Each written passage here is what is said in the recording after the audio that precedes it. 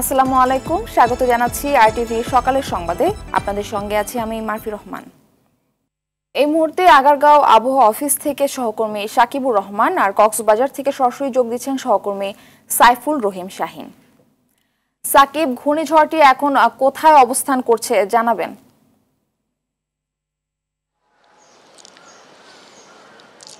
Murphy, আসলে ঘূর্ণিঝড়টি কিন্তু সমুদ্র উপকূল থেকে অর্থাৎ 4টি যে বন্দর রয়েছে আমাদের, সেখান থেকে 1200 থেকে 1300 কিলোমিটারের মধ্যেই অবস্থান করছে। যে ঘূর্ণিঝড়টি মোখার কথা বলা হচ্ছে সেটি গতকালকে পর্যন্তও কিন্তু নিম্নচাপে ছিল, সেই নিম্নচাপটি এখন ঘূর্ণিঝড়ে রূপ নিয়েছে।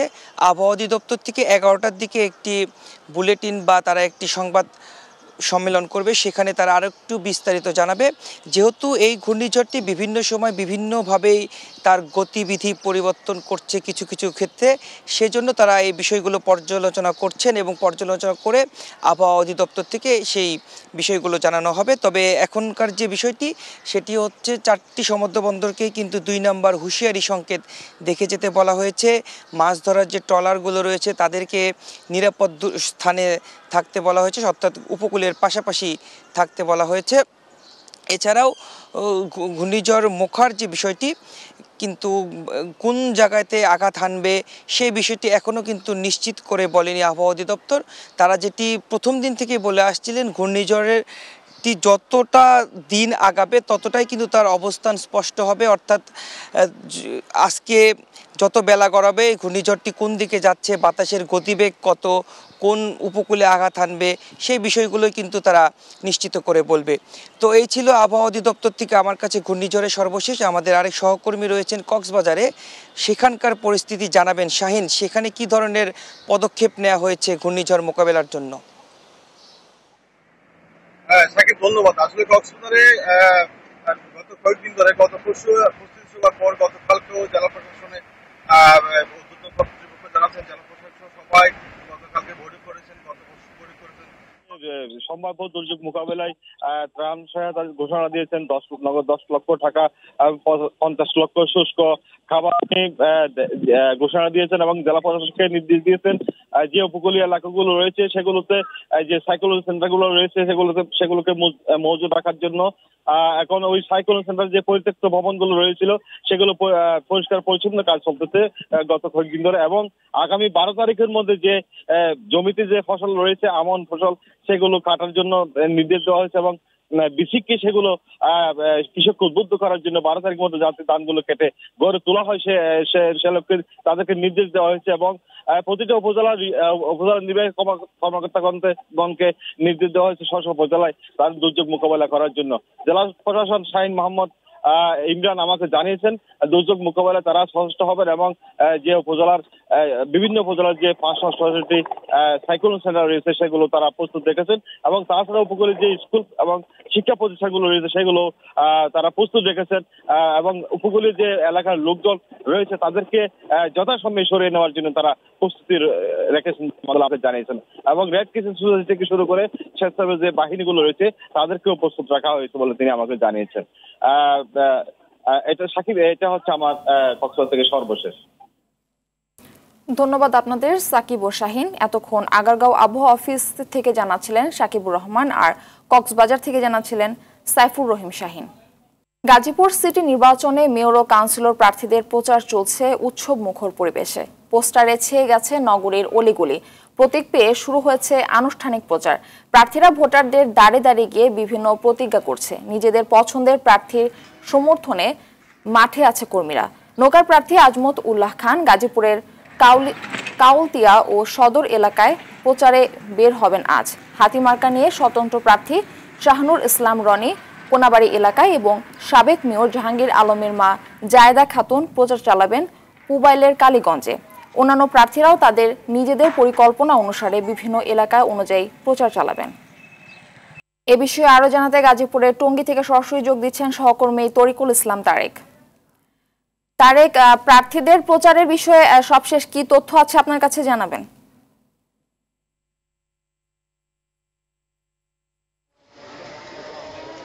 মারফি, আপনি জানেন যে গাজীপুর সিটি কর্পোরেশন নির্বাচন কিন্তু খুব উত্তেজনাপূর্ণ নির্বাচন হচ্ছে এবং এটি দেশের সর্ববৃহৎ নির্বাচন গাজীপুর সিটি কর্পোরেশন। এখানে কিন্তু 57টি ওয়ার্ডে কিন্তু প্রত্যেকটি ওয়ার্ডেই একাধিক কাউন্সিলর প্রার্থী রয়েছে এবং 8 জন মেয়র প্রার্থী কিন্তু এবার নির্বাচনে প্রার্থিতা লড়ছে। তো আমরা এখন রয়েছি গাজীপুর সিটি কর্পোরেশনের 56 নং ওয়ার্ডে। আমরা দেখতে পাচ্ছি যে আমাদের সামনে একজন কাউন্সিলর প্রার্থী প্রচারণায় নেমেছেন। যে আচ্ছা, আমরা তার সাথে একটু জানতে চাইবো যে আপনি যে এই ওয়ার্ডে নির্বাচন করছেন, তো আপনি কেমন মনে করছেন যে এখানে কোনো প্রতিবন্ধকতা সৃষ্টি হয়েছে কিনা, বা আপনার নির্বাচন প্রচারণায় কোনো সমস্যা দেখতে পাচ্ছেন কিনা, বা আপনি কতটুকু আশাবাদী নির্বাচন হলে? আমি আশাবাদী যে আমাদের জননেত্রী শেখ হাসিনা যে নির্দেশনা দিয়েছেন এবং আমাদের প্রধান নির্বাচন কমিশনার গতকালকে যে মিটিং করেছেন, একটি অবাধ সুষ্ঠু নির্বাচন অনুষ্ঠিত হবে এবং কোনো প্রতিবন্ধকতা নাই এবং একটি সুন্দর নির্বাচন হবে গাজীপুর সিটি কর্পোরেশন। আমি আশাবাদী। জি মারফি, যেমনটি বলছিলাম যে আমরা এই গাজীপুর সিটি কর্পোরেশনের বিভিন্ন ওয়ার্ডে আমরা ঘুরে দেখছি যে প্রচারণায় কিন্তু সবাই ব্যস্ত, প্রার্থীরা, এবং সবাই বিভিন্ন রকমের ইশতেহার নিয়ে প্রার্থী তাদের ভোটারদের দ্বার প্রান্তে যাচ্ছে এবং তারা কিন্তু বলছে যে তাদের যে সমস্যাগুলো রয়েছে গাজীপুর সিটি কর্পোরেশনের বিভিন্ন ওয়ার্ডে, প্রার্থীরা কিন্তু সেগুলো সমাধানের জন্য বিভিন্ন রকমের প্রতিশ্রুতি দিচ্ছে এবং ভোট চাচ্ছে জনগণের কাছে। তো এই ছিল আমার কাছে সর্বশেষ তথ্য। মারফি, ধন্যবাদ। তারেক জানাচ্ছিলেন গাজীপুরের টঙ্গী থেকে। তীব্র গরমে যখন জনজীবন অতিষ্ঠ, তখন রাজধানীর কয়েকটি জায়গায় দেখা দিয়েছে পানির সমস্যা। কয়েকদিন ধরে ওয়াসার পানিতে পাওয়া যাচ্ছে দুর্গন্ধ, যা পানের অযোগ্য বলছেন নাগরিকরা। ওয়াসা বলছে পানি শোধন করার পরও থাকছে অ্যামোনিয়ার গন্ধ, তবে তা বিষাক্ত নয়। নগর পরিকল্পনাবিদরা মনে করেন ওয়াসা ও সিটি কর্পোরেশনের যৌথ উদ্যোগ এই সমস্যার প্রতিকার সম্ভব। রফিকুল ইসলামের সহায়তায় মেজবাহ হাসানের রিপোর্ট। রাজধানীর জুরাইন এলাকা, এক কলস পানির জন্য দীর্ঘ অপেক্ষা। মধ্যবৈশাখে দাবদাহে যখন প্রাণ অষ্টাগত, তখন পানির তীব্র সংকট ও পানির দুর্গন্ধ দেখা দিয়েছে জুরাইন, বাড্ডা সহ নগরীর বিভিন্ন এলাকায়। বাড্ডার বাসিন্দা সালমা আক্তার 8 সদস্যের পরিবারের কাছে গৃহস্থলীর ব্যবহারের পানির যেখানে ব্যবহারের অনুপযোগী, সেখানে তো বিশুদ্ধ পানিই অকল্পনীয়। অনেক কষ্ট হয়, রান্না বান্না করতে পারি না ঠিক মতো এই পানি দিয়ে, আর খাওয়া তো দূরের কথা, আমরা সবসময় কিনে খেতে হয় পানি। এই এলাকায় পানি সংকটের পাশাপাশি দুর্গন্ধযুক্ত পানিও অন্যতম সমস্যার কারণ হয়ে উঠেছে। এই পানিটা আসলে আমাদের কারোর জন্যই উপকারী এবং ক্ষতিকর। বিভিন্ন মানুষ এই পানি পান করে, যারা নিম্ন আয়ের মানুষ, তারা ক্ষতিগ্রস্ত হচ্ছে, অসুস্থ হচ্ছে। প্রতি মাসে বিল দেয় তারা 2000 টাকা, 3000 টাকা বিল, 6000, 7000, 8000, 10,000 টাকা বিল দেয়, কিন্তু পানি এক ফুটাও নেই। কেউ কেউ বোতল কিংবা জারের পানি পান করলেও নিম্ন আয়ের মানুষ পড়েছে চরম বিপাকে। আমাদের পানি অনেক গন্ধ, এই জন্য আমরা অন্য জায়গা থেকে পানি নিয়ে এসে খাই। আমি যাচ্ছি সামনে পানির খোঁজে, পানি পাচ্ছি না। বাসায় যা পানি আসতে আসতে নোংরা পানি ঠিক মতন পাওয়া যাচ্ছে না। একদিন থাকলে এক সপ্তাহ পাই না। এটা মোটেও পান করার মতো উপযুক্ত না। আমরা গোসল সহ অন্যান্য কাজগুলো কোনো রকমে সারি, কিন্তু আমরা খাওয়ার পানিটা আসলে জার থেকে অন্য জায়গা থেকে কিনে আমরা ব্যবহার করি। এ বিষয়ে জানতে চাইলে দায় সারা জবাব সিটি কর্পোরেশন ও ওয়াসা কর্তৃপক্ষের। বৈশাখ জ্যৈষ্ঠ মাসে পানির চাপটা বেশি থাকে, যেহেতু গরম, তাপমাত্রা অনেক বেশি, আপনারা জানেন। তার মধ্যে আবার কিছু জায়গায় পানিতে একটু ময়লা আবর্জনা, তো এগুলো ওয়াসা কাজ করতেছে। প্লাস আমাদের পক্ষ থেকে আমরা ওয়াসাকে বলবো যাতে দ্রুত সময়ের মধ্যে এটা সমাধান করবে। টোটাল এলাকার আমাদের যেগুলো জোন, এখানে সমস্ত ডিএমএ করা, আমাদের পুরানো নেটওয়ার্ক চেঞ্জ করে আমরা নতুন নেটওয়ার্ক, যেটাতে আমাদের নেটওয়ার্ক লিকেজ এই ধরনের কোনো সমস্যা নাই, বরং আমরা যে পানিটা দিচ্ছি এটা প্ল্যান্টের পানিটা মিক্স হচ্ছে। পানির এই সমস্যা সমাধানে যৌথ উদ্যোগ প্রয়োজন বলে মনে করেন এই নগর পরিকল্পনাবিদ। দায়িত্ব প্রতিপালন না করে বছরকে বছর বিনিয়োগের গল্প বলে তাদের ব্যক্তিগত উন্নয়নের মধ্যে দিয়ে যে প্রতারণার শিকার ঢাকা শহরের মানুষ, তার বিপরীতে বড়মুখী ভাবনায় ওয়াসাকে নতুনভাবে ঢেলে সাজাতে হবে। গ্রাহকদের সচেতনতার পাশাপাশি ওয়াসা উদ্যমী হলে নগরের পানি সংকটের সমাধান খুব দ্রুতই সম্ভব বলে মত বিশেষজ্ঞদের। মেজবাহ হাসান, আরটিভি, ঢাকা। ধানমন্ডি 7 মসজিদ রোডের প্রায় 600 গাছ কাটার প্রতিবাদে ও অবশিষ্ট গাছগুলো না কাটার দাবিতে গভীর রাতে অবস্থান কর্মসূচি পালন করেছে পরিবেশবিদরা। এ সময় মেয়রের বক্তব্যকে কটাক্ষ উল্লেখ করে এর তীব্র প্রতিবাদ জানান তারা। রাত 11টায় শুরু হওয়া এই অবস্থান কর্মসূচি চলে রাত 1টা পর্যন্ত। আগামীতেও এই অবস্থান চলবে বলে জানান তারা। যদি একটু আবেগ থাকতো, একটু মমত্ব বোধ থাকতো, প্রকৃতির প্রতি একটুখানি মায়া থাকতো, তো উনি এই কথা বলতে পারতেন না। উনি আমাদেরকে তুচ্ছ তাচ্ছিল্য করার জন্য আবেগী বলেছে। আমি ওটা গ্রহণ করি না। অফকোর্স আমি আবেগী। আমি চাই মেয়র সাহেব আপনিও একটু আবেগী হন। এইবার এই শহরের তাপমাত্রা রেকর্ড ব্রেক করে গেছে। হ্যাঁ, আর কোথাও 2 লক্ষ গাছ কেউ লাগালো, তাই জন্য অন্য কোথাও গাছ কাটার সাথে লাইসেন্স পাবে না। এবং উনি বলছেন যে বিকল্প ছিল না তাই করেছি। বিকল্প যে ছিল না সেই কাগজগুলো আমাদেরকে দেখান। এতক্ষণ আমরা বলছিলাম যে গাছ রেখেই এই কাজটা করা যেত, এখন তো আর আমি সে কথা বলি না। এই কাজটা করার কি প্রয়োজন ছিল সেটা আমি বুঝতে চাই। ভারতীয় সিনেমা আমদানির মাধ্যমে দেশি শিল্পকে আরও সংকটে ফেলা হচ্ছে বলে মনে করেন শিল্পী প্রযোজকরা। এর মাধ্যমে বিপুল অঙ্কের অর্থ পাচারের শঙ্কা তাদের। আমদানিকারক প্রতিষ্ঠানের কর্ণধার অনন্য মামুনের দাবি, সম্প্রতি একটি বড় বাজেটের সিনেমা আনতে $10,000 দিতে হয়েছে। তবে সিনেমা সংশ্লিষ্টরা বলছেন এত অল্প টাকায় এমন সিনেমা আমদানি বিশ্বাসযোগ্য নয়। সিনেমা শিল্পের সংকট নিয়ে ইয়ার বাদলের ধারাবাহিকের প্রথম পর্ব আজ।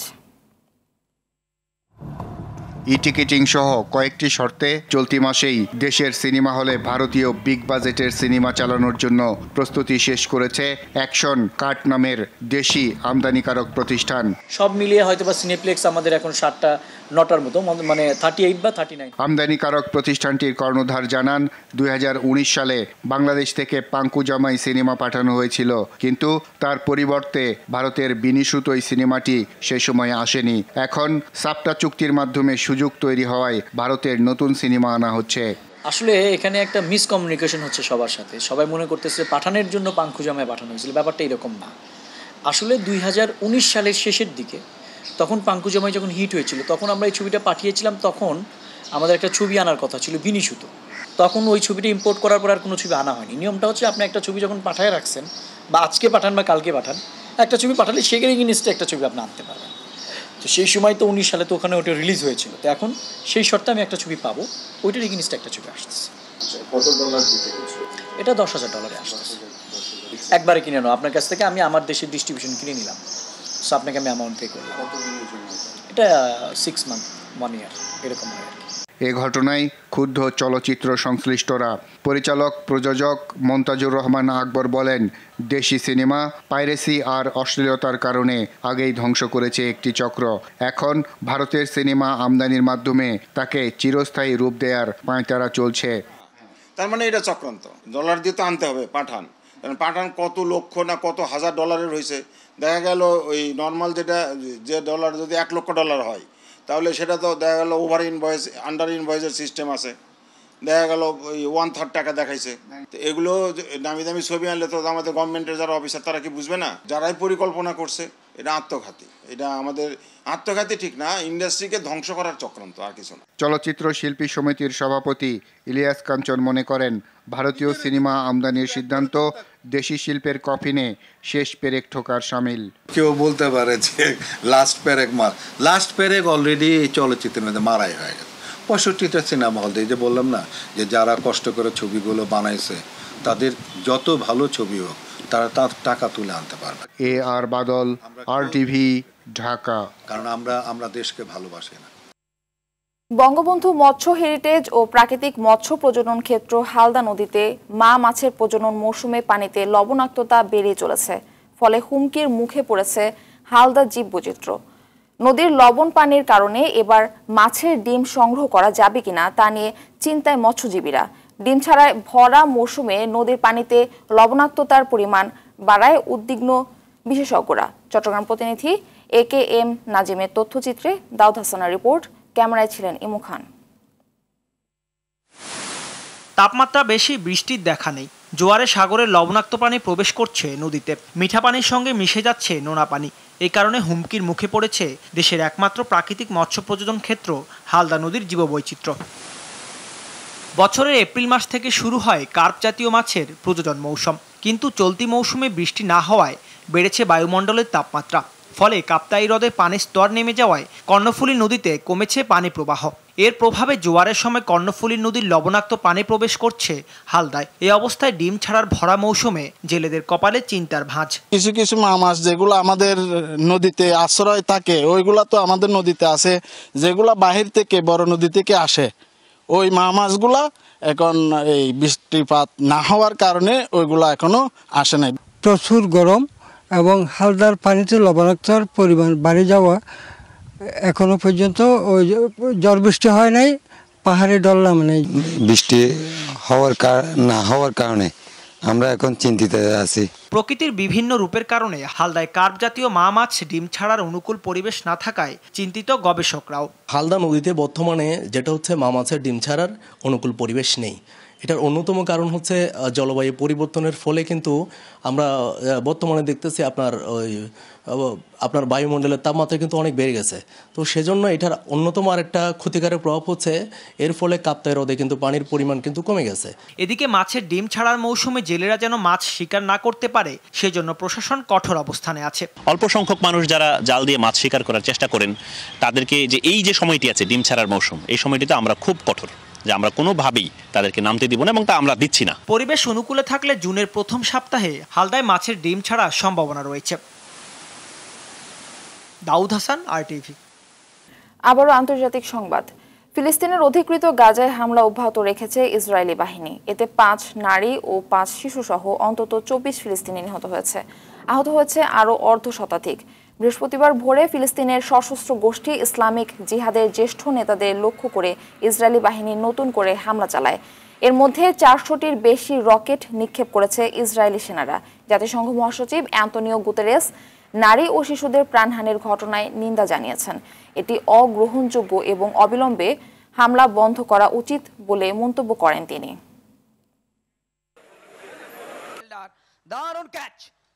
সকালের সংবাদ এ পর্যন্তই। সবশেষ সংবাদ জানতে যে কোনো মোবাইল ফোন থেকে 2414 নম্বরে ডায়াল করুন। মধ্যাহ্নের সংবাদ 12টায় দেখার আমন্ত্রণ রইল। ধন্যবাদ সবাইকে।